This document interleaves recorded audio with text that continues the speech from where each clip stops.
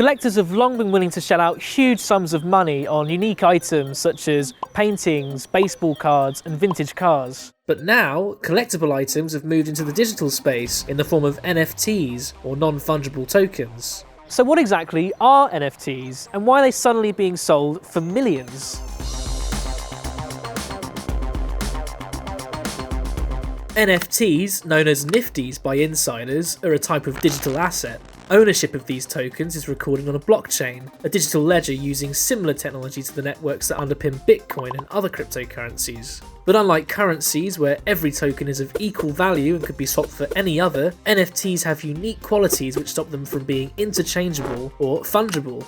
You can think of them like the crypto alternative to rare Pokemon or baseball cards. And just like the traditional art market, NFTs are often sold at auction, with prospective buyers bidding against each other until a price is reached. The rise of the internet meant that images, videos and songs could be reproduced and distributed infinitely online, often without any royalties being paid to their creators. And even tech giants such as YouTube and Spotify have faced criticism for not compensating artists sufficiently for their work. Proponents of NFTs say they address this problem by allowing ownership to be recorded on the blockchain, preventing unlimited reproduction or piracy, and enabling creators to reap the financial rewards. Rock band Kings of Leon sold NFTs over 2 weeks in March 2021, which gave buyers access to a deluxe form of their album for $50, whilst also auctioning off an even more exclusive version limited to just 18 copies. In the same month, the NFT of Twitter CEO Jack Dorsey's first tweet sold for nearly $3 million to Sina Estavi, a Malaysia-based crypto entrepreneur.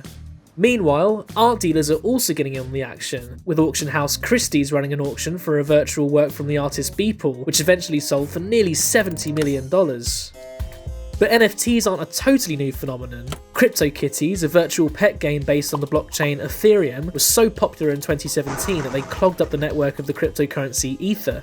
To date, these colourful online cats have generated sales of over $40 million. So, why are we hearing so much about NFTs now?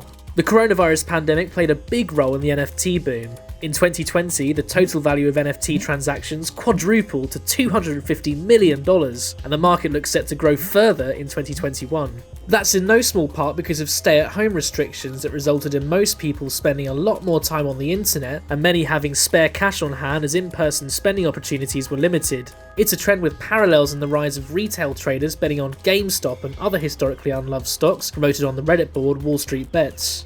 The craze also arrives at a time when Bitcoin and other cryptocurrencies have surged in value, with Bitcoin briefly reaching a record high price of over $60,000 in March 2021. Many NFTs are priced in Ether, the digital token of the Ethereum blockchain. That currency hovered around $2,000 in February 2021, before losing nearly a third of its value in a matter of days, reminding investors of cryptocurrency's wild volatility. Many investors are buying NFTs as a speculative investment, hoping to flip them at a much higher price than they originally paid.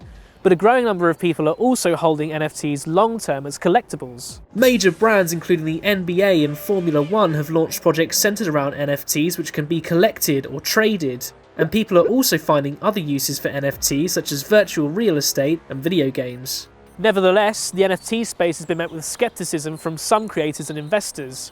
Critics view it as another crypto fad that will eventually drift into irrelevance, while there are also concerns about the carbon emissions needed to generate these tokens. But expect to hear more about NFTs so long as collectors are willing to buy them. Thank you so much for watching. Would you buy an NFT?